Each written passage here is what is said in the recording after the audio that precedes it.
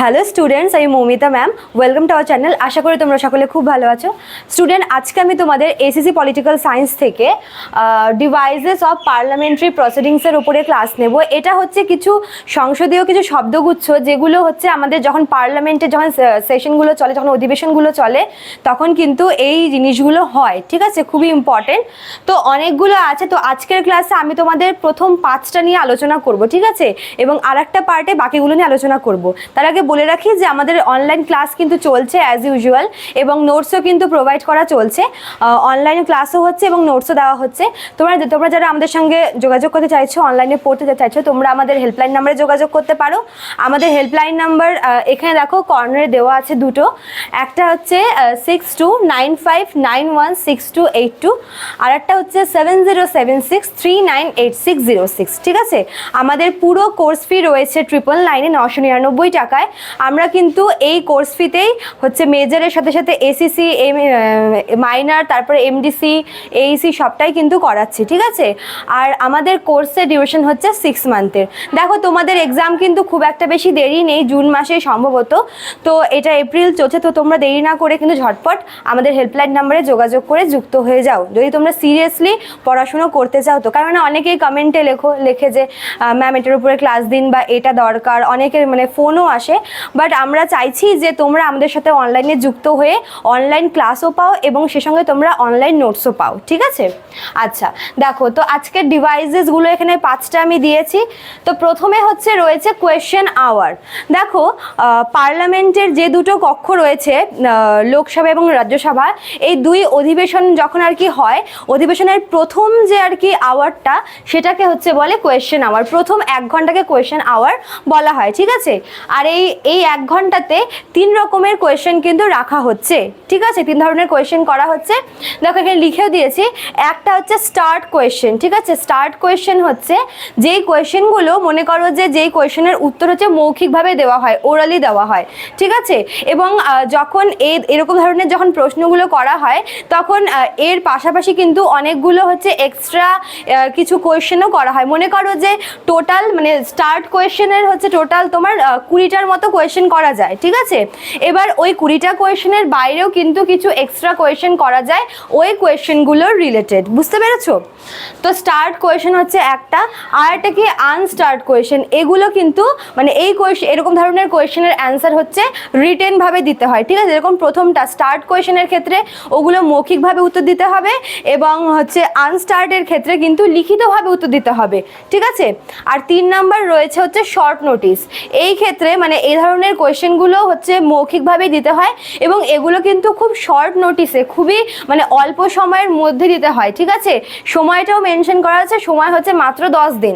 10 দিনের মধ্যে কিন্তু এই মানে এই ক্যাটাগরিতে যে সমস্ত কোয়েশ্চেনগুলো পড়ে, সেই কোয়েশ্চেনের অ্যান্সার দেওয়া হয়। ঠিক আছে, তো কোয়েশ্চেন আওয়ার যেটা হচ্ছে অধিবেশনের প্রথম যে 1 ঘন্টা, প্রথম 1 ঘন্টাকে কোয়েশ্চেন আওয়ার বলা হচ্ছে, এবং এই কোয়েশ্চেন আওয়ারে 3 রকমের কোয়েশ্চেন রাখা হচ্ছে। ঠিক আছে, স্টার্ট, আনস্টার্ট আর হচ্ছে শর্ট নোটিস। স্টার্ট হচ্ছে মৌখিকভাবে দিতে হয়, ম্যাক্সিমাম 20টার মতো কোয়েশ্চেন করা যায়। আনস্টার্ট হচ্ছে লিখিতভাবে দিতে হয়, এবং শর্ট নোটিস হচ্ছে খুবই কম সময়ের মধ্যে আর কি দিতে হবে মৌখিকভাবে। বুঝতে পেরেছো? তারপর দেখো 2 নম্বরে রয়েছে হচ্ছে 0 আওয়ার। 0 আওয়ার হচ্ছে কোয়েশ্চেন আওয়ারের ঠিক পরের সময়টাকে, পরের সময়কে তোমার হচ্ছে 0 আওয়ার বলছি। এবার 0 আওয়ার কি? 0 আওয়ার হচ্ছে যখন সব থেকে গুরুত্বপূর্ণ জিনিস মানে বিষয়গুলি নিয়ে আলোচনা করা হয়, ওটাকে 0 আওয়ার বলে।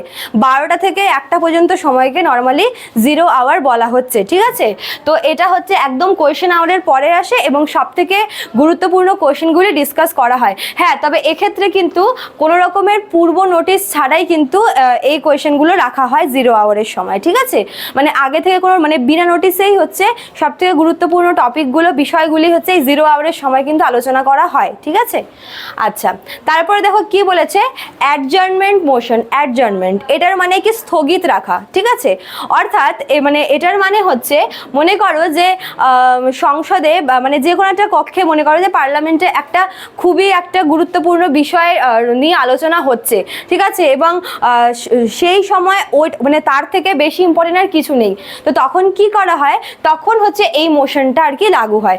এই মোশনটা মানে হচ্ছে অ্যাডজর্নমেন্ট মোশন, মানে হচ্ছে সেই সময় মানে মানে পার্লামেন্টের বা কক্ষের আর বাকি কাজগুলোকে স্থগিত রেখে হচ্ছে সব থেকে যে ইম্পর্টেন্ট কাজটা সেটাকে নিয়ে আর কি সেই কাজটা নিয়ে ডিসকাশন হয়। ঠিক আছে, মানে অ্যাডজর্নমেন্ট মোশন মানেই হচ্ছে সব থেকে গুরুত্বপূর্ণ কাজের উপরে ফোকাস করা এবং বাকি কাজগুলোকে যেগুলো একটু কম ইম্পর্টেন্ট সেগুলোকে একটু স্থগিত রাখা, সেগুলোকে স্থগিত রেখে সব থেকে গুরুত্বপূর্ণ যে কাজটা সেটার উপরে আর কি কাজ করা। বুঝতে পেরেছো? তারপরে দেখো 4 নম্বরে কি বলেছে, প্রিভিলেজ মোশন।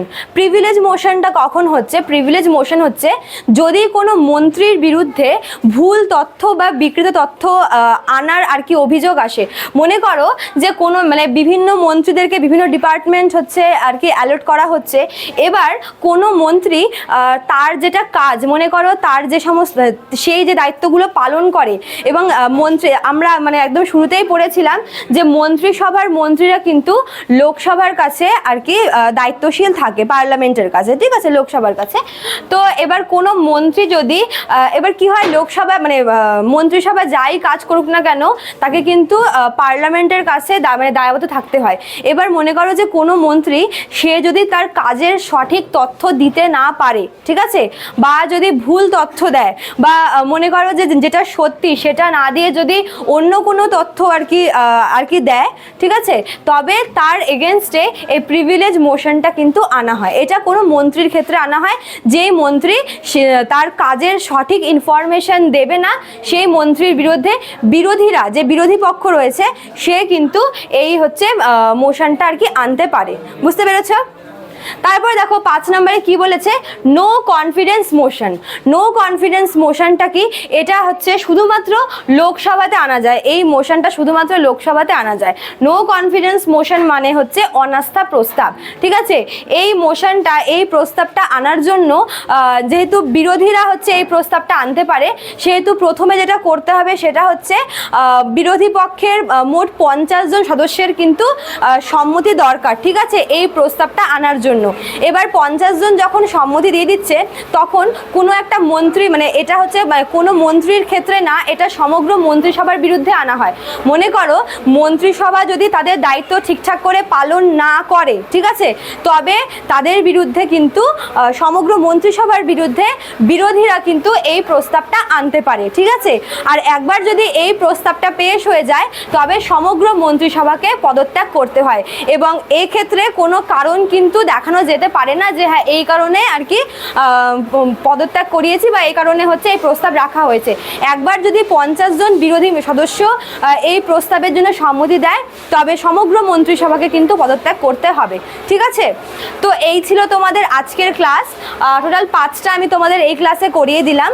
তো নেক্সট ক্লাসে তোমাদের বাকিগুলো আমি করিয়ে দেবো। আশা করি তোমাদের ভিডিওটি খুব হেল্পফুল হবে। ভিডিওটি ভালো লাগলে অবশ্যই লাইক কমেন্ট করবে, শেয়ার করবে। দেখা হচ্ছে নিউ ক্লাসে। Thank you.